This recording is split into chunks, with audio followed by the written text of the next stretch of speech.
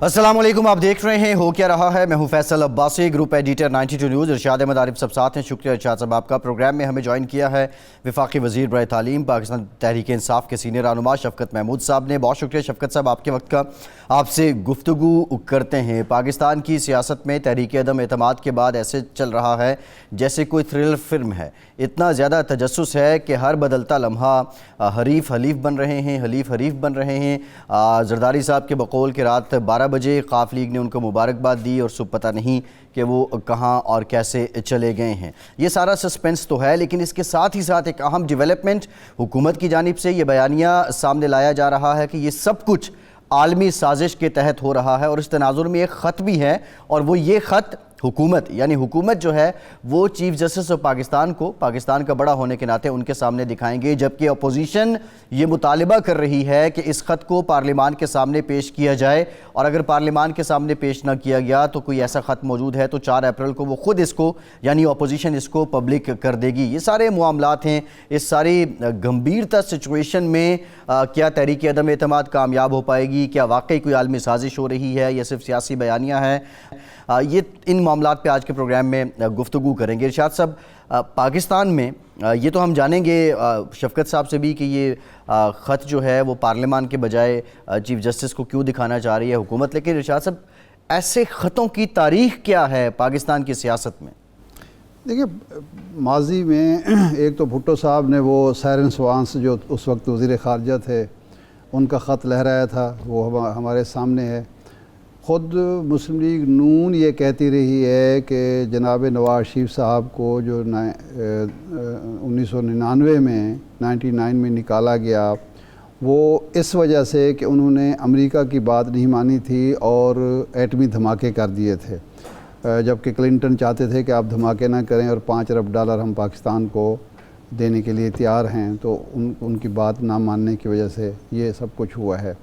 تو یہ عالمی سازش کی بات اور خطوط کی بات اور اس طرح کی چیزیں ماضی میں بھی کہی جاتی رہی ہیں، پیپلز پارٹی کی طرف سے کہی جاتی رہی ہیں، مسلم لیگ نون کی طرف کہی جا رہی ہیں، اب موجودہ حکومت کی طرف سے کہی جا رہی ہے، اور یہ کوئی ناقابل فہم بات نہیں ہے۔ رجیم چینج، اگر رجیم چینج کی بات روس کے حوالے سے ہو سکتی ہے، یورپی یونین یہ کہہ سکتی ہے کہ روس میں رجیم چینج ہو رہی ہے، روس ایک بڑا ملک ہے، طاقتور ملک ہے، مقابلے کی ہے، اس کی اکانومی بھی اور فوجی عسکری قوت بھی، تو پاکستان ایران میں ہو چکا ہے، ایسے فلپائن میں ہو چکا ہے، ترکی میں ہو چکا ہے۔ دان مہندرس کا جو معاملہ تھا وہ باقاعدہ سب کو پتہ ہے کہ ہمارے یہاں ڈاکٹر مصدق کیسے گئے تھے، سب کو پتہ ہے۔ پاکستان میں خود ہماری یہی لیڈرشپ کہتی رہی ہے کہ بھٹو ایسے گئے، لیاقت علی خان ایسے گئے، ضیاء الحق کا طیارہ، اور یہ اب نواز شریف صاحب بھی یہ دعویٰ کرتے رہے ہیں۔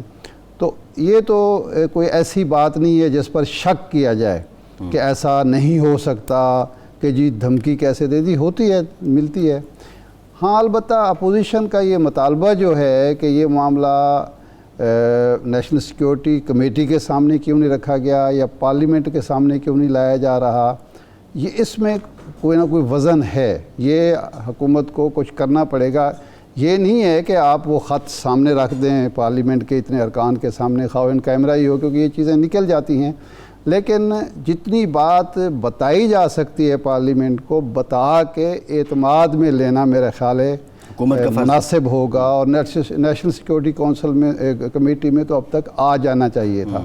لیکن اس سے بھی زیادہ جو امپورٹنٹ بات میں کرنا چاہتا ہوں، اور شفقت صاحب سے بھی بات کریں گے، کہ آپ اپوزیشن میں نہیں ہیں، آپ یہ خط اقتدار سے جانے کے بعد نہیں کر رہے، آپ کے پاس اختیار ہے، آپ کو جو ایگزیکٹو کا اختیار ہے اس کے تحت اس پر کوئی کارروائی کرنی چاہیے، کم از کم ان کرداروں کے بارے میں جو اندرون ملک سہولت کار ہیں اس عالمی سازش کے، یہ آپ کا فرض بنتا ہے۔ تو اس کے ساتھ ہی میں شفقت صاحب سے عرض کروں گا کہ شفقت صاحب، یہ جو اپوزیشن کا مطالبہ ہے، شاہد خاقان عباسی صاحب بھی کہہ رہے ہیں، باقی لوگ بھی کہہ رہے ہیں، اس میں کہاں تک وزن ہے، اور کیا حکومت اس پر سوچ رہی ہے یا صرف چیف جسٹس کو ہی دکھایا جا سکتا ہے؟ دیکھیں، یہ تو سیاست کر رہے ہیں نا، کیونکہ ان کو بھی اچھا بھلا پتہ ہے، شاہد خاقان جو ہے وہ پرائم منسٹر بھی رہے ہیں، کہ کچھ ایسی چیزیں ہوتی ہیں جن کی ڈسکلوجر جو ہے وہ قومی مفادات کو نقصان پہنچا سکتی ہے، اور اس لیے اور کیونکہ بہت سارے اعتراضات کیا یا بہت سارے غلط بیانی ہوئی اپوزیشن کی طرف سے، تو چیف جسٹس صاحب جو ہیں وہ سب سے اعلیٰ جوڈیشل عہدے پہ ہیں، ان کا ذاتی طور پہ بھی ساری قوم ان کی مداح ہے، اور ایک بہت بڑا ادارہ ہے جوڈیشل ادارہ جس کے ہیں، تو صرف یہ کہ اس لیے کہ یہ کوئی نہ کہے کہ یہ خط جو ہے وہ جینون ہے، یا مراسلہ کا لفظ بہتر ہے کہ یہ مراسلہ جینون ہے یا نہیں ہے، تو اس کے لیے اس سے بڑی اتھارٹی اور کیا ہو سکتی ہے جو کہ چیف جسٹس ہیں سپریم کورٹ کے، جو کہ دیکھ کے یہ بتا سکتے ہیں کہ یہ درست ہے یا نہیں۔ باقی پبلک کے ساتھ شیئر کرنا اور اسمبلی کے ساتھ شیئر کرنا اس سٹیج پہ جو ہے وہ قوم کے مفاد میں ہو۔ لیکن میں آپ کو یہ بتا دوں کہ اس میں اس کے مندرجات میں جو 3 چیزیں ہیں وہ بہت اہم ہیں۔ ایک یہ ہے کہ یہ خط یہ مراسلہ جو ہے یہ ووٹ آف نو کانفیڈنس سے پہلے موصول ہوا، اور دوسری بات ہے کہ اس مراسلے میں ووٹ آف نو کانفیڈنس کا پرٹیکولرلی طور پہ ذکر کیا گیا، اور تیسری بات یہ ہے کہ وہ کہا گیا کہ عمران خان اگر پاکستان کا وزیر اعظم رہتے ہیں تو پھر پاکستان کو سخت تکالیف جو ہے وہ برداشت کرنی پڑیں گی، سو اس کو آپ دھمکی بھی کہہ سکتے ہیں۔ تو یہ مراسلہ جو ہے اس کے بارے میں اگر کسی کو کوئی شک ہے تو چیف جسٹس صاحب کو گورنمنٹ نے کہا ہے کہ آفر کیا ہے کہ ہم چیف جسٹس صاحب کو دکھا سکتے ہیں۔ باقی جو معاملات ہیں شفقت صاحب ایک سوال یہ ہے کہ یہ جو مراسلہ ہے جی آپ کہہ رہے ہیں کہ یہ ہم چیف جسٹس صاحب کے سامنے رکھیں گے، اور کیا وہ اس بات کی تصدیق کریں گے آیا یہ جینوین ہے یا نہیں؟ یہ رکھ سکتے ہیں۔ دوسرا یہ بتا دیجئے کیبنٹ میں کتنے لوگ ہیں جنہوں نے یہ دیکھا ہے؟ کیا آپ نے بھی دیکھا ہے اس مراسلے کو، اس کو پڑھا ہے؟ نہیں، میں نے نہیں دیکھا، لیکن جو میرا خیال ہے کہ آپ نے آج اسد عمر کی پریس کانفرنس سنی ہوگی، تو انہوں نے دیکھا ہے اور انہوں نے اس میں ڈیٹیلز بھی بتائی ہیں اس کے بارے میں۔ شفقت صاحب، سوال یہ ہے کہ جب عدم اعتماد کی تحریک سے پہلے، یعنی 8 کو عدم اعتماد کی تحریک آتی ہے، یہ 7 کا ہوگا، 6 کا ہوگا، 5 کا ہوگا، جو بھی آپ کے علم میں آ گیا، تو ایک تو ظاہر بات ہے جو سٹیک ہولڈر ہیں ریاست کے، جو ادارے ہیں، ان کے ساتھ آپ نے ظاہر بات ہے یہ انفارمیشن شیئر کی، تو اس سازش کو ناکام بنانے کے لیے ریاست کے اداروں نے، حکومت نے کیا کیا؟ کیا سب انتظار کر رہے ہیں کہ سازش پایہ تکمیل کو پہنچے، یا اس کو ناکام بنانے کے لیے بھی کوئی ایفرٹ ہوئی؟ دیکھیں، جو پہلی تو بات یہ ہے کہ جب یہ مراسلہ ملا اس دوران میں پاکستان کے اندر آپ کو پتہ ہے OIC کی کانفرنس بھی ہو رہی تھی، اور اس کی وجہ سے جو ڈومیسٹک چیزیں ہیں یا یہ جو مراسلہ ہے اس کو منظر عام پہ اس کے بارے میں بات کرنا شاید مناسب نہیں تھا۔ جہاں تک تدارک کی بات ہے، اب تو ہم ان قوتوں سے جنگ کر رہے ہیں، کیونکہ اس کے اندر اس میں کوئی شک نہیں ہے کہ نواز شریف صاحب جو ہیں ان کے ساتھ جو ملاقاتیں ہوئی ہیں مختلف، اس میں اسرائیلی سفیر کی ملاقات کے بارے میں بھی سنا ہے، اور حسین حقانی بھی کوئی پیغام لے کے وہاں گئے تھے۔ تو مین کیریکٹر اس میں جو نظر آ رہا ہے وہ نواز شریف جو ہے وہ ایک انٹرنیشنل سازش ہے، اور اس میں نواز شریف جو ہے وہ مین کیریکٹر نظر آ رہا ہے۔ اور یہ وجہ کیا ہے؟ وجہ بڑی سمپل ہے کہ عمران خان صاحب نے اور پاکستان نے ایک انڈیپینڈنٹ فارن پالیسی کا سٹانس لیا ہے، اور اس لیے اس کی وجہ سے ٹارگٹ کیا جا رہا ہے۔ شفقت صاحب، یہ ظاہر بات ہے کہ کانٹینٹ تو نہیں، لیکن یہ سازش کا جو معاملہ ہے یہ آپ نے اپنے اتحادیوں سے بھی ڈسکس کیا ہوگا لازماً، اور جو ارکان اسمبلی ملتے رہے خان صاحب سے، آپ لوگوں سے، ان سے بھی بات ہوئی ہوگی۔ تو یہ جو ایک اتنی بڑی عالمی سازش ہے، وہ ریاست کے خلاف بھی ہے، حکومت کے خلاف بھی ہے، آپ اپنے منحرف ارکان اسمبلی کو یا اتحادیوں کو کیوں مطمئن نہیں کر سکے کہ باپ بھی چلے گی اور MQM بھی پابرکاب ہے، کاف لیگ بھی ایک وقت تو چلی گئی تھی، خیر وہ واپس آ گئے، تو یہ جو واپسی ہے یہ بھی اس خط کی وجہ سے ہے، اور یہ باقی جو آپ کے اتحادی ہیں یہ جا رہے ہیں یا رک رہے ہیں اب؟ یہ دیکھیں، بات یہ ہے کہ جو خط کا امپیکٹ ہے وہ اتحادیوں پر بھی ہے، اور ہمیں کئی لوگوں نے کانٹیکٹ کیا ہے جو کسی وجہ سے ہٹ رہے تھے دور. انہوں نے ہمیں کہا ہے کہ اس کے بعد وہ سوچ رہے ہیں کہ یہ تو ایک دیکھیں شاہ صاحب، آپ پاکستان کی تاریخ کو جانتے ہیں اور آپ کو پتہ ہے کہ بھٹو صاحب کا جو کیس ہے وہ تو آپ برملا کے سنگر نے فون کر کے کہا تھا کہ they will make a horrible example of you. مطلب کہ یہ اب تو تاریخی ملاقات میں کہا تھا، یہ کوئی ملاقات میں کہا تھا، گورنر ہاؤس کی ملاقات میں کہا تھا. انہوں نے کہا گورنر ہاؤس کے ملاقات میں انہوں نے کہا تھا کہ they will make a horrible example. اور دے کا لفظ اس نے اس لیے استعمال کیا تھا کیونکہ ریپبلکن کی گورنمنٹ جاری تھی اور آگے ڈیموکریٹس آ رہے تھے. اس نے کہا کہ they will make a horrible example of you, اور انہوں نے بنایا. تو اس لیے یہ کہنا کہ پاکستان کی تاریخ، جیسے آپ نے اپنے انٹرو میں بھی کہا کہ پاکستان کی تاریخ تو اٹی پڑی ہے واقعات سے جہاں پہ لوگوں نے مینیپولیٹ کرنے کی کوشش کی. فرق صرف یہ ہے کہ اب جو ہماری لیڈرشپ ہے اس کی کوئی جائیدادیں باہر نہیں ہیں، ان کا کوئی ایسی وہ نہیں ہے. جو کمپرومائزڈ ہیں وہ تو کمپرومائزڈ ہیں، ان کو تو وہ تو کوئی آزاد خارجہ پالیسی بنا نہیں سکتے.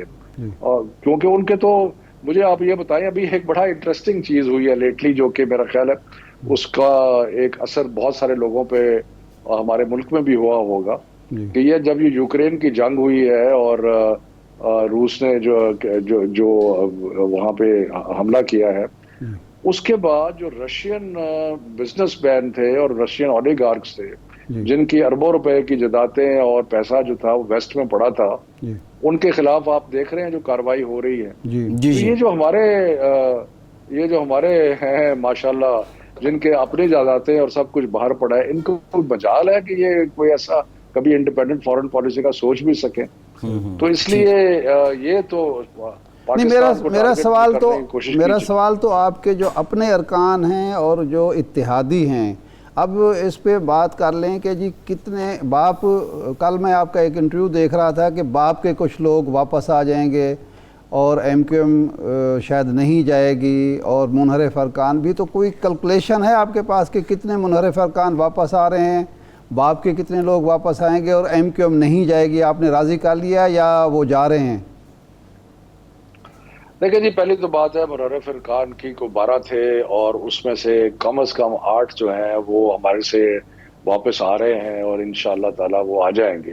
اچھا. اور اس کے علاوہ جو ہمارے ایلائز ہیں، ایلائز کے اندر آپ نے دیکھا کہ پی ایم ایل کیو تو ہمارے ساتھ آ گئی ہیں. باپ پارٹی کے اندر بھی مجھے لگتا ہے کہ بڑی آپ کو ایک عنقریب تبدیلی نظر آئے گی. اور میں بڑا کیئرفلی بات کر رہا ہوں، آپ کو عنقریب تبدیلی نظر آئے گی. اور ایم کیو ایم جو ہے وہ بھی تحریک انصاف کے ساتھ کھڑی ہوگی انشاءاللہ تعالی. تو یہ اس کے بارے میں کافی مجھے یہ کانفیڈنس سے میں کہہ سکتا ہوں کہ یہ ناکام ہوگا تحریک. اچھا شفقت صاحب، یہ جو ایم کیو ایم تاخیر کیوں کر رہی ہے فیصلے میں؟ کوئی دباؤ ہے اس پر یا ادھر سے زیادہ مراعات دی جا رہی ہیں دوسری سائڈ سے؟ شاہ صاحب اس کا جواب میں تو نہیں دے سکتا کہ یہ تو ایم کیو ایم سے آپ جواب لیں، لیکن میرا اپنا خیال ہے کہ ایسی کوئی مراعات والی بات نہیں ہے. وہ آنریبل لوگ ہیں اور میرا خیال ہے کہ کوئی سیاسی سوچ بچار میں ٹائم لگ رہا ہے لیکن اور کوئی ریزن نہیں ہے، کیونکہ ہمارے ساتھ رہے ہیں، بڑے آنریبل لوگ ہیں، ہم ان کی بڑی عزت کرتے ہیں. امین الحق ہمارے کیبنٹ کولیگ تھے، خالد مقبول صدیقی صاحب اس سے پہلے تھے، ہم سب کی بڑی عزت کرتے ہیں. تو میرا نہیں خیال کہ کوئی اور کوئی وجہ ہے، بس سیاسی سوچ بچار ہو رہی ہے.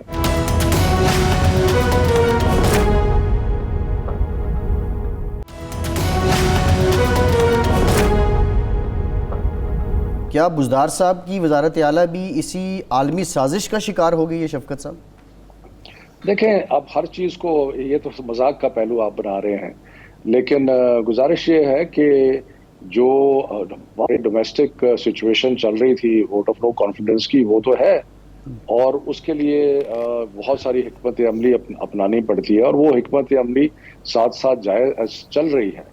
لیکن اس کو جو خط ہے، یہ جو مراسلہ ہے اور جو اس کو اس کو میرا خیال ہے سیریسلی سنجیدگی سے لینا چاہیے، مذاق نہیں ہے۔ نہیں وہ بالکل درست، میں تو سیریس لے رہا ہوں۔ یہ فرمائیں بزدار صاحب کے بارے میں جو آپ کے منحرف ارکان ہیں ان کا بھی یہی زیادہ تر کی شکایات کا مرکز بزدار صاحب تھے، ترین گروپ کی شکایات کا مرکز بھی بزدار صاحب تھے، اور چودھری صاحبان بھی یہ اگر فرمائش کر رہے تھے کہ وزارت اعلیٰ میں یہ فیصلہ کرنے میں آپ نے تاخیر کی، اگر پہلے کرتے تو آسانی نہ ہوتی، منحرف ارکان بھی شاید اتنی تعداد میں نہ چلے جاتے، ترین گروپ بھی ناراض نہ بیٹھا ہوتا، اور چودھری صاحبان کے لیے بھی آسانی ہوتی کچھ آپ کے لیے کام کرنے کی، تحریک عدم اعتماد کو ناکام بنانے کی۔ دیکھیں ارشاد صاحب، وہ انگریزی میں کہتے ہیں benefit of the hindsight is the best sight. مسئلہ یہ ہے کہ بہت سارے فیکٹرز ہوتے ہیں جب ایک ایسا شخص جو کہ آپ کے ساتھ 3.5 سال کھڑا رہا ہے، وہ اس نے بڑی محنت بھی کی ہے، بڑی اس کی پرفارمنس بھی سیٹسفیکٹری ہے، اور جو سرویز بھی کہہ رہے ہیں کہ وہ اس کی پرفارمنس اچھی تھی، تو اس فیصلے تک پہنچنے میں وقت تو لگتا ہے، اور ٹائمنگ جو ہے پھر لیڈرشپ ڈیسائیڈ کرتی ہے۔ تو ٹائمنگ جو بھی ڈیسائیڈ ہوئی، میرا خیال ہے کہ جب آپ آج سے 6 ماہ بعد دیکھیں گے تو آپ کو یہ اندازہ ہو جائے گا کہ یہ صحیح وقت تھا۔ ترین گروپ اور علیم خان کا کیا مستقبل ہے؟ کیا ان کے ساتھ بھی آپ کے رابطے کامیاب رہے ہیں، یا ابھی وہ فینس پہ ہیں، یا دوسری سائڈ پہ وہ جائیں گے؟ دیکھیں جی، جو بھی لوگ ترین گروپ میں ہیں یا جو لوگ علیم خان صاحب کے ساتھ ہیں، وہ سارے تحریک انصاف کے جو وفادار لوگ ہیں، ان کے پرابلمز پنجاب حکومت کے ساتھ تھے، ان کے پرابلم عثمان بزدار صاحب کے ساتھ تھے، اس کی وجوہات میں ابھی جانے کی ضرورت نہیں ہے، لیکن یہ ہے کہ میں خود ان میں سے کئیوں کو ملا بھی ہوں، میں ان کو اچھی طرح جانتا بھی ہوں، وہ تو تحریک انصاف کے بہت ہی مخلص کارکن ہیں۔ تو میرا خیال ہے کہ ان کو عمران خان سے یا تحریک انصاف سے پرابلم نہیں ہے، شاید کسی ایک آدھ کو ہو، لیکن زیادہ کو، بلکہ واسٹ میجورٹی کے آلموسٹ آل کو پرابلم نہیں ہے۔ ان کو پرابلم تھا عثمان بزدار سے، وہ پرابلم ختم ہو گیا۔ یہ بھی انشاءاللہ سارے جو ہیں وہ ہمارے 183 ممبرز ہیں پنجاب اسمبلی میں، اور یہ 183 ممبر جو ہیں یہ انشاءاللہ اکٹھے کھڑے ہوں گے۔ اچھا یہ فرمائیں، ایک چونکہ آپ صدر بھی ہیں پنجاب کے، شیخ رشید صاحب بار بار یہ کہہ رہے ہیں کہ اگر عدم اعتماد ناکام ہو جاتی ہے تو پھر ہمیں ارلی الیکشن میں جانا چاہیے، ایک اچھا سا بجٹ دینے کے بعد ستمبر اکتوبر میں الیکشن کرا دینے چاہیے۔ تو کیا آپ کی جو سیاسی پارٹی کا اجلاس کمیٹی کا اجلاس ہوتا ہے، وہاں یہ کوئی ڈسکشن ہوئی ہے کہ اسی سال کے آخر میں الیکشن ہو جائیں؟ نہیں، اس پہ تو ڈسکشن نہیں ہوئی، کیونکہ اس وقت تو یہ جو ووٹ آف نو کانفیڈنس کا معاملہ جو چل رہا ہے، لیکن میں ذاتی طور پہ شیخ صاحب کی بات کی تائید کرتا ہوں، کیونکہ میں سمجھتا ہوں کہ پاکستان کے عوام ہمارے ساتھ ہیں۔ جو اس دن جلسہ ہوا، میں آپ کو حقیقت کہہ سکتا ہوں، لوگ کہتے ہیں جی یہ آپ کیونکہ پارٹی کے ممبر ہیں، میں آپ کو بتا رہا ہوں کہ اتنا بڑا جلسہ پاکستان کی تاریخ میں نہیں ہوا۔ میں نے بھٹو صاحب کے جلسے بھی دیکھے ہیں، بے نظیر صاحبہ کے بھی دیکھے ہیں، ہم نے اپنے جلسے جو ہیں وہ بہت بڑے بڑے پہلے کیے ہیں۔ مینار پاکستان کا 28 سپٹمبر کا جلسہ بہت بڑا تھا، لیکن یہ جو تھا، میں آپ کو بتاؤں کہ جہاں لاکھوں لوگ پنڈال کے اندر تھے، کئی لاکھوں لوگ سڑکوں پہ تھے جو پہنچ نہیں سکے، تو یہ بہت ہی بڑی ایک ابھار تھا، اور اس کی وجہ بڑی صاف ہے۔ اس کی وجہ یہ ہے کہ لوگوں نے جب ان لوگوں کی شکلیں دیکھی، اور میں تو کہتا ہوں کہ زرداری اور شہباز اور فضل الرحمان زیادہ ٹی وی پہ آیا کریں، بیکاز وہ جب ٹی وی پہ آ کے اپنے مسکراہٹیں بکھیرتے ہیں تو ہمارے ووٹوں میں کئی لاکھ ووٹوں کا اضافہ ہو جاتا ہے۔ جی ایک آخری سوال یہ فرمائیں کہ اگر یہ عدم اعتماد جب ناکام ہو جاتی ہے تو آپ کی جماعت کا اور عمران خان صاحب کا اپوزیشن کے ساتھ رویہ پہلے والا ہوگا، یا آپ ایک میز پہ بیٹھ کے مستقبل کا کوئی ایسا لائحہ عمل جس کی وجہ سے جمہوری حکومتیں بھی مدت پوری کریں، پارلیمنٹ بھی مدت پوری کرے، کوئی اس بات پر آئیں گے کہ کچھ چیزیں گیو اینڈ ٹیک ہو اور اسٹیک ہولڈر مل کے سسٹم کو مضبوط بنائیں؟ देखें शाह साहब, अपोजिशन की ये जो जमातें हैं ना, इनका मसला एक ही है जी कि जी हमारे चोरी डाके के जो केस हैं वो ख़त्म कर दिए जाए। और आपको पता है कि ये 90% केसेस ऐसे हैं जो हमारे आने से पहले के बने हुए हैं, ये कोई हमने आके नहीं बनाए।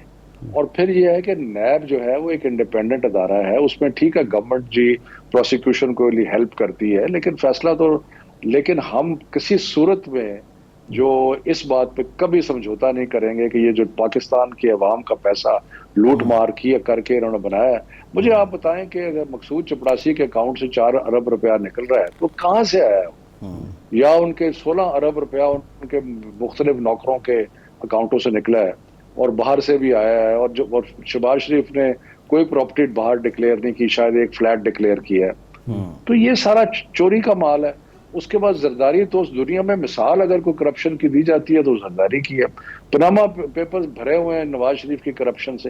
ये करप्ट लोग हैं। और वो जो फजलुर रहमान है, उसने मुशर्रफ से जो जमीनें ली हैं वहां पे, वो भी नैब में पड़ा हुआ है केस। ये तो मैं तो कहता हूँ कि हमें तो नुकसान हुआ है कि नैब ने परसू नहीं किया इन चीजों को, कि जी जिस तरीके से ये जब ये लीडर ऑफ द ऑपोजिशन थे और उसने मुशर्रफ को फायदे पहुंचाए, ये तो उस वक्त से माल दौलत बनाने के लगे हैं। डीजल का मामला तो बेनजीर के जमाने का है। तो ये लोग जो है, ये अपना एक ही काम है और उसमें हम इनकी कोई वो नहीं करेंगे, बाकी ठीक है।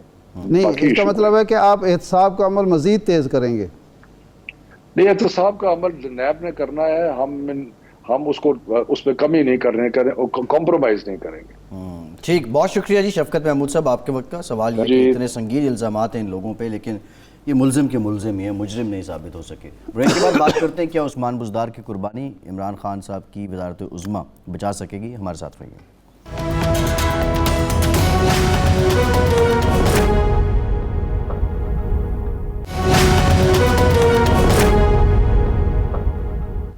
ब्रेक के बाद एक बार फिर से आपको खुशामदीद कहेंगे। मियाँ जावेद लतीफ़ साहब मुस्लिम लीग नून के सीनियर रहनुमा हमारे साथ मौजूद हैं। बहुत शुक्रिया मियाँ साहब आपके वक्त का। मियाँ साहब ये बताइएगा कि अभी शफकत महमूद साहब आपसे पहले हमारे साथ प्रोग्राम में थे और जो आपने मुतालबा किया कि ख़त को पार्लियामेंट के सामने लाया जाए, वो ये कह रहे हैं कि हम बेहतर जो जगह है वो चीफ़ जस्टिस के सामने ही रखेंगे।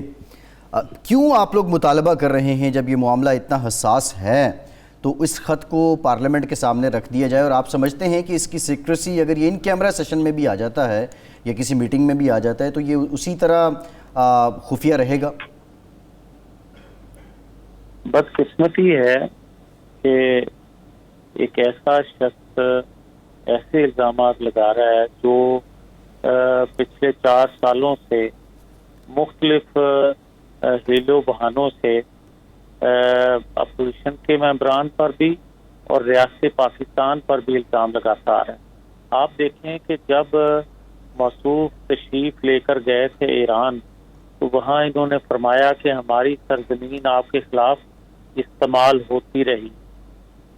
अमेरिका गए तो वहाँ उन्होंने फरमाया कि अलकायदा को ट्रेनिंग तरबियत हमने दी। यही मौसूफ जब असेंबली के फोरम पर खड़े होते हैं तो फरमाते हैं कि पाकिस्तानियों को भारी कीमत पर अमेरिका के हाथों बेचा गया। आप चीफ एग्जेक्टिव हो, अगर इसमें सदाकत है आपकी इन इल्ज़ामात में या इस गुफ्तगू में, तो आप उसको इन्वेस्टिगेट क्यों नहीं करवाते? आप क्यों नहीं जो इसके मूजब हैं, जो जिन पर आप इल्ज़ाम लगा रहे हो, उनको खैरे में लेकर आते? आप बहादुर हो। आप तो कहते थे कि अगर अदारे का सरबराह मेरी बात ना माने या कोई आइन के मुताबिक काम ना करे तो मैं उसको घर भेज दूंगा। तो भाई आज तक तो आप चीफ एग्जेक्टिव हो ना। अगर ये खत वाक़यातन है तो पूरी पाकिस्तानी कौम 22 करोड़ आवाम, अगर ये खत दुरुस्त है तो आपके साथ खड़ी है, क्योंकि ये पाकिस्तान की सलामती का इशू है। ये पाकिस्तान को धमकी है। ये जैसा तैसा भी प्राइम मिनिस्टर है तो पाकिस्तान का प्राइम मिनिस्टर। अगर इसको धमकी लगी, जो हम कहते थे कि एटमी कुव्वत होने वाला पाकिस्तान का सरबराह जो है प्राइम मिनिस्टर, अगर इंडिया के प्राइम मिनिस्टर को 4 फोन कॉल करता है बकौल इमरान खान के, वो फोन कॉल नहीं सुनता तो वो इमरान खान की बेइज्जती नहीं है, वो पूरी पाकिस्तान। लेकिन मियाँ साहब वो तो ये कह रहे हैं कि इस सारी साजिश का मरकज़ी किरदार नवाज शरीफ साहब हैं, और फिर आप पे ये भी इल्ज़ाम लगाया जा रहा है कि उन्होंने मीटिंग्स की हैं, हुसैन हक्कानी से मीटिंग की है, इजरायली जो सफ़ीर हैं उनसे मीटिंग की है, और अगर इस ख़त में ये साबित हो गया कि इसमें नवाज शरीफ साहब का किरदार है, तो फिर आप जैसे लोग जो नवाज शरीफ साहब के कारकुन हैं उनका क्या रद्द अमल होगा? दरअसल एक बात ध्यान में रखें, पाकिस्तान से बढ़कर कोई चीज नहीं है। अगर ये साजिश कोई भी पाकिस्तानी इसमें मुलव्वस हो, उससे सख्त तरीन सजा मिलनी चाहिए।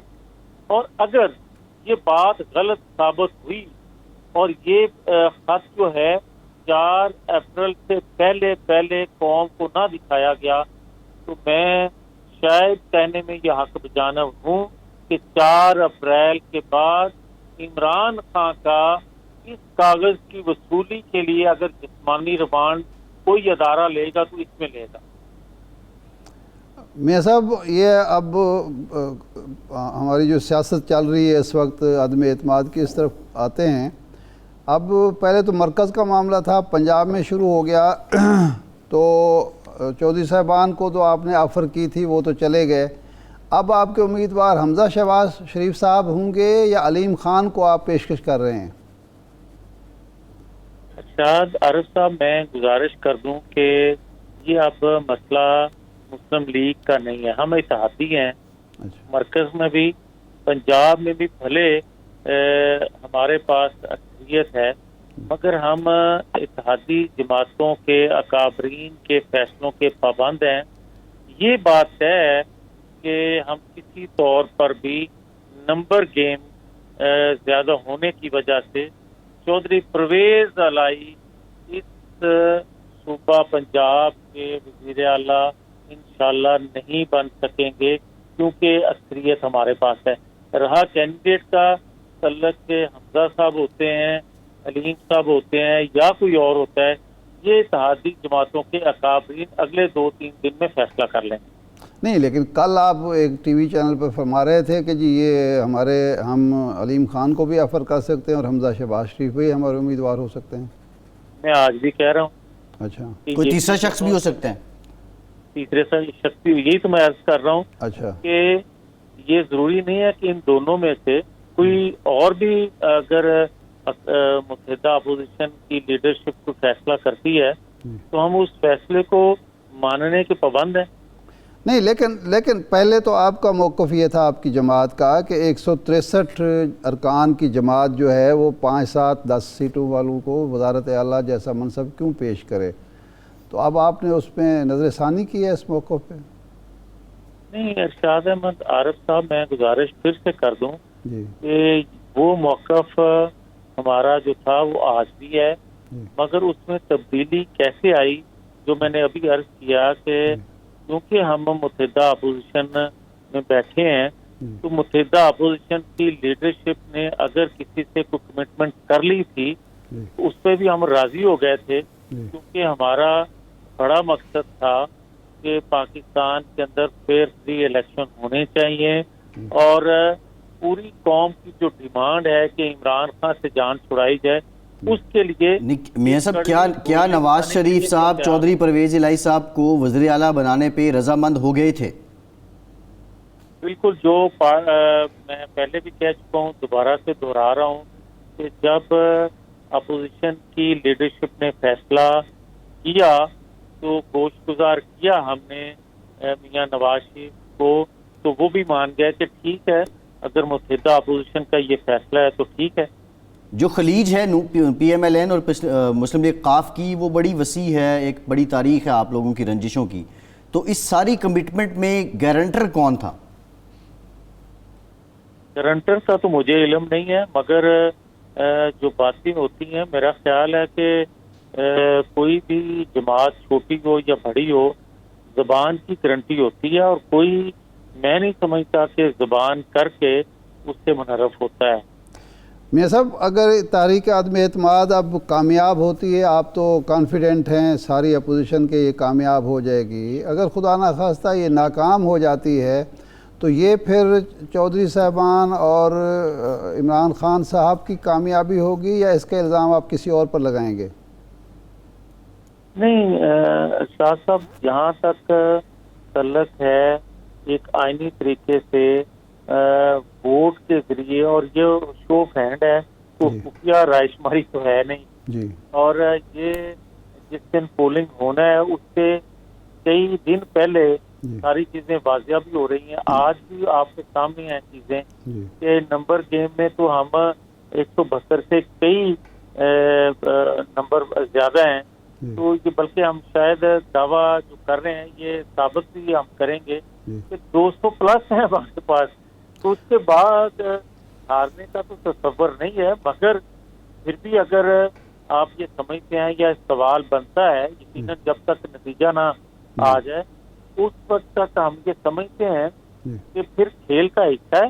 جی دیکھیں نا، چودھری پرویز الہی صاحب اور مسلم لیگ کاف واپس چلی گئی. آپ سے کمٹمنٹ آپ کے بقول، رانا ثناءاللہ صاحب کے بقول، زرداری صاحب کے کمٹمنٹ کے بعد واپس چلے گئے. کل کو منحرف ارکان بھی واپس چلے جاتے ہیں یا وہ راضی کر لیتے ہیں، ایم کیو ایم آپ کی طرف نہیں آتی، تو ہار جیت تو ہوتی ہے اس کھیل میں.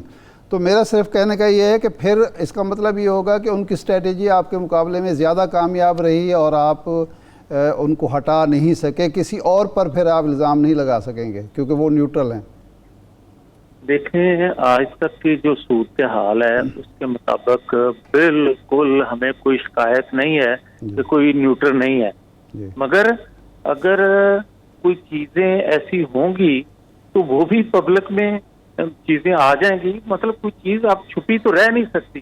جی تو اس لیے میں نہیں سمجھتا کہ کوئی اس میں انوالو ہوگا، اور یہی پاکستان کی اس میں بہتری ہے، اور قوم بھی یہی چاہتی ہے. پورے جو ادارے ہیں، میرا خیال ہے ہر ایک کو احساس ہے اس چیز کا.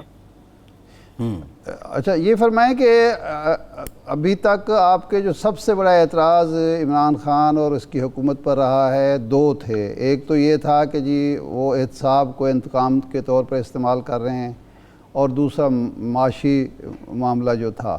عدم اعتماد کامیاب ہوتی ہے یا ناکام ہوتی ہے، دونوں صورتوں میں ظاہر بات ہے یہ ہوگا. اگر کامیاب ہو جاتی ہے، آپ کی حکومت بنتی ہے، تو کیا یہ احتساب کے حوالے سے اور معیشت کی بہتری کے لیے آپ عمران خان کا تعاون حاصل کریں گے تاکہ دوبارہ عدم استحکام کی کیفیت نہ ہو، یا اپنے طور پر یہ معاملات آپ ٹھیک کر سکتے ہیں؟ آپ کے پاس کوئی پلان ہے؟ دیکھیں جہاں تک آپ کا یہ سوال ہے کہ احتساب کے ادارے، تو آپ یہ دیکھیں کہ احتساب کے ادارے جو ہیں وہ میں کہوں تو شاید آپ کو اس میں اتنا وزن نظر نہ آئے، مگر ایک حقیقت ہے کہ آج جس کو وزیر اعلیٰ کے لیے نامزد کیا ہے عمران خان صاحب نے، پرویز الہی صاحب کو، یہ چند دن پہلے تو وہی چودھری پرویز الہی صاحب کہہ رہے تھے کہ نیب کو استعمال کیا گیا مونس الہی کے حوالے سے، ہمیں دھمکی دی گئی. یہ بات میں تو نہیں کہہ رہا، وہ کہہ رہے ہیں. جو آج پی ٹی آئی کے لوگ ہیں وہ کہہ رہے ہیں، ان کے اتحادی جو ہیں وہ کہہ رہے ہیں. تو جو انہوں نے کیا ہے کسی طور پر بھی ہم تصور نہیں کر سکتے کہ ایسا کیا جانا چاہیے 4 اپریل کے بعد. ہم یہ سمجھتے ہیں کہ اس نے غلطیاں اگر کی ہیں، جو کہ کی ہیں، ہمیں ان غلطیوں کو دہرانا نہیں چاہیے. ہمیں پاکستان کے لیے، معیشت کے لیے، آنے والے انتخابات کے لیے، قوم کے اعتماد کے لیے ایسا فیئر فری نظام دینا چاہیے جس پر کوئی انگلی پاکستانی نہ اٹھائے. جی بالکل ٹھیک ہے میاں صاحب، بہت شکریہ آپ کے وقت کا. 4 کا نام دن جو ہے وہ بار بار اپوزیشن اس کا ذکر کرتی ہے. 4 اپریل 1979 کو بھٹو صاحب کو پھانسی بھی دی گئی تھی. ایک بریک کے بعد چودھری صاحب حکومت کی جانب سے وزیر اعلیٰ نامزد تو ہو گئے ہیں، لیکن ان کے لیے چیلنجز کیا ہیں اس پہ بات کرتے ہیں. ہمارے ساتھ رہیے.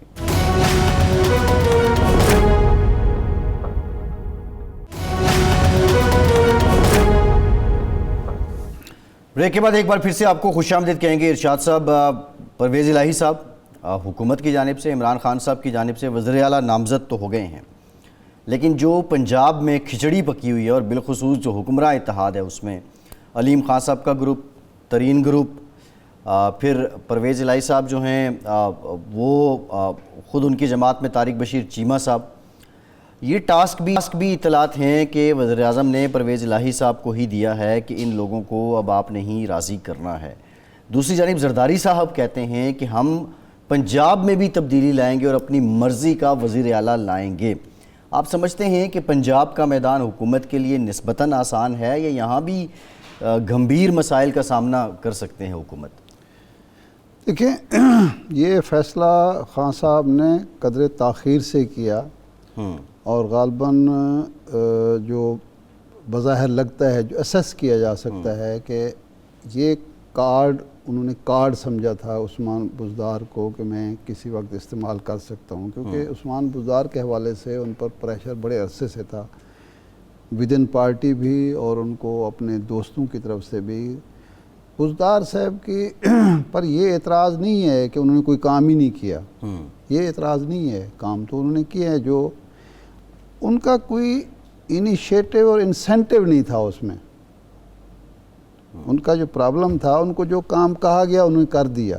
ایک اوبیڈینٹ پرسن کے طور پر وہ یہ کام کرتے تھے. ایک شہباز شریف صاحب کی جگہ پر وزیر اعلیٰ منتخب ہونے والا شخص جو ہے اس کا اپنا کوئی ویژن ہونا چاہیے، ان کی ڈیسیژن پاور ہونی چاہیے، ان کے کوئی پلان ہونا چاہیے کہ اپنے صوبے میں انہوں نے یہ کیا. یہ جتنے کام گنوائے جاتے ہیں مثال کے طور پر یہ صحت کارڈ ہے، یہ تو نیا کام نہیں تھا، کے پی کے میں پہلے ہو چکا تھا. خان صاحب نے کہا کہ یہ پالیسی تھی، کر دیا. اچھا، جو منصوبے پڑے ہوئے تھے شہباز شریف صاحب کے دور میں کہ یعنی یہ شہباز شریف کا بھی اس میں کارنامہ نہیں ہے، جو ادارے ہوتے ہیں شہری ترقی کے انہوں نے منصوبے بنائے ہوتے ہیں، یہ سڑک بننی ہے، یہ انڈر پاس بننا ہے، یہ اور ہیڈ برج بننا ہے، ان کو بناتے چلے جانا کوئی کارنامہ نہیں ہے. آپ کا کام یہ تھا کہ آپ نے تحریک انصاف کو جس کو حکومت ملی تھی پنجاب میں، شوکیس پروجیکٹ دیتے، یعنی 1977 کے بعد پیپلز پارٹی کی شدید خواہش تھی کہ پنجاب میں وہ اپنی حکومت بنائے، وہ نہیں بنا سکی، آج تک نہیں بنا سکی. اس کو جب بھی موقع ملا وہ حصہ بنی، کبھی منظور بھٹو کی حکومت کا، کبھی عارف نقوی کی حکومت کا، کبھی میاں شہباز شریف کی حکومت کا، لیکن خود حکومت اتنی بڑی وفاقی پارٹی جو ہے. اچھا، اس کے بعد مسلم لیگ کے پاس یہ رہا، ایک حکومت آپ کی پنجاب میں پہلی دفعہ بنتی ہے مسلم لیگ نون کے علاوہ یا مسلم لیگ کے علاوہ کوئی غیر مسلم لیگ کی حکومت بنتی ہے اور اس کا جو ہیڈ ہیں ان کے پاس کوئی پلان ہی نہیں ہے. ایک بات. دوسرا، یہ جو MNAs MPAs party سے الگ ہوئے، ایک ایسی پارٹی جس کے سربراہ عمران خان جیسی ڈائنامک پرکشش شخصیت ہے، اس کے ارکان قومی اسمبلی اور ارکان صوبائی اسمبلی پنجاب سے تعلق رکھنے والے الگ بلاک بنا کے بیٹھ جاتے ہیں. یہ ہم نے پہلی دفعہ سنا کہ حکومت کی پارٹی جو ہے اس میں فارورڈ بلاک بن رہے ہیں، ناراض گروپ پھر رہے ہیں، اور زیادہ تر ارکان کا تعلق اس علاقے سے ہے جہاں بزدار صاحب جہاں سے تعلق رکھتے ہیں اور جہاں وہ سب سے زیادہ ان کا دعویٰ یہ ہے کہ میں فنڈز خرچ کر رہا ہوں، ترقیاتی کام کرا رہا ہوں لوگوں کی فلاح و بہبود کے. بھئی اچھی فلاح بہبود آپ رنگ لائے گی بزدار صاحب کی، یہ بتائیں ارشاد صاحب. اچھا، تیسرا جو بزدار صاحب کا معاملہ یہ تھا کہ ان کے اور ان کے رشتہ داروں پر مختلف قسم کے کرپشن کے الزامات لگتے رہے. ابھی یہ خبر چھپی 70 ارب روپے کے ٹھیکے جو ہیں وہ رشتہ داروں کو دیے. تو یہ وہ چیزیں تھیں جس کی وجہ سے پارٹی کو بھی نقصان ہوا، خان صاحب کو بھی نقصان ہوا، اور یہ اس موقع پر ثابت ہو گیا کہ ایسا شخص مزید اگر آپ چلائیں گے تو اگلا الیکشن نہ بلدیاتی جیت سکتے ہیں نہ قومی الیکشن جیت سکتے ہیں. لیکن ایک سوال ہے، اب یہ ہے کہ چودھری صاحبان آگئے، چودھری صاحبان جو ہیں وہ ابھی ان کی پارٹی الگ ہے، اس میں کوئی شک نہیں، 10 ارکان ان کے الگ سے ہیں وہ، لیکن چودھری پرویز الہی کے 5 سال جو ہیں لوگوں کو یاد ہیں. ان کی ایک کوالٹی تو یہ ہے کہ وہ تعلقات کا ان کا دائرہ وسیع ہے. مسلم لیگ نون پہ بھی ان میں تعلقات ہیں، پیپلز پارٹی میں بھی ان کے تعلقات ہیں، مذہبی جماعتوں میں بھی ان کے تعلقات ہیں، اور مسلم لیگیوں کی تو ویسے بھی آپ کو پتہ ہے نانی ایک ہی ہوتی ہے جی. تو ان کے لیے یہ بڑا آسان ہوتا ہے. جب وہ ضیاء الحق صاحب چاہ رہے تھے، جنید صاحب نے کہا جی پارٹی ہونی چاہیے، غیر جماعتی الیکشن کو ہم نے جماعتی حکومت میں بدلنا ہے، تو بڑا غور و خوض کیا گیا. مختلف الخیال لوگ آئے تھے، پیپلز پارٹی سے آئے تھے، تحریک استقلال سے آئے تھے، جماعت اسلامی سے آئے تھے، ادھر تو پتہ چلا کہ جناب اتفاق اس بات پر ہے کہ اگر مسلم لیگ بنا دیں تو یہ سارے اکٹھے ہو جائیں گے، اگر کوئی اور پارٹی بنی تو پھر اس میں سپلٹ آ جائے گی، بہت سارے لوگ کوئی کدھر مسلم کا لیگ رخ کرے گا، بس مسلم لیگ نام ہو، پیچھے کوئی بھی ہو، کوئی فنکشنل مسئلہ ہو، ایکس وائی زی ہو۔ اب چودھری صاحب کا ایک یہ مشکل ٹاسک ہے کہ ایک تو انہوں نے منحرف ارکان کو واپس لانا ہے، اتحادیوں کو راضی کرنا ہے، اور جو آسان کام نہیں ہے، اور اس کے علاوہ مسلم لیگ نون میں بھی اپنے جو تعلقات ہیں ان کے دیرینہ بروئے کار لا کر عمران خان کے ووٹ بھی پورے کرنے ہیں، یعنی عدم اعتماد کے ووٹ کم کرنے ہیں، اب چودھری صاحب نے کرنا ہے، اب چودھری صاحب نے کرنا ہے، اور اپنی وزارت اعلیٰ کے لیے بھی ووٹ اکٹھے اچھا کرنے ایک ہیں۔ بڑا انٹرسٹنگ پہلو، اگر وفاق میں، ظاہر ہے یہ تو بعد میں ہوں گے نا انتخابات، وفاق میں تحریک عدم اعتماد کامیاب ہو جاتی ہے جی ہاں، تو پھر چودھری صاحب پھر بھی وزیر اعلیٰ بنیں نہیں گے؟ پھر کیسے بنیں گے؟ پھر تو ظاہر بات ہے اب مسلم لیگ نون والے تو تیار نہیں ہوں گے، کیونکہ ان کے ساتھ تو وہ سمجھ رہے ہیں کہ ہمارے ساتھ ہاتھ ہو گیا ہے، اور بے اعتمادی تو ایک پیدا ہو گئی نا، پہلے بھی ایک طویل تاریخ تھی مسٹرسٹ کی، اب وہ مزید بڑھ شاہ گیا۔ صاحب ایک ون لائن کمنٹ کیجیے گا، ٹائم کم ہے۔ جاوید لطیف صاحب نے کہا کہ میاں صاحب راضی ہو گئے تھے چودھری صاحب کو وزیر اعلیٰ بنانے پہ، لیکن کیا آفر باضابطہ ہو گئی تھی چودھری صاحب کو اپوزیشن میری کی طرف؟ اطلاع یہ ہے کہ باضابطہ آفر نہیں کی اور تھی، حکومت نے جو پہل کر دی آفر ڈیلیگیشن کی، جو انہوں نے قبول ڈیلیگیشن کر دی۔ یعنی ایسی آفر گارنٹیڈ وہ نہیں۔ بالکل ٹھیک ہے شاہ صاحب، پروگرام کا ٹائم ختم ہو گیا، بہت شکریہ آپ کا، آج کے پروگرام سے اتنا۔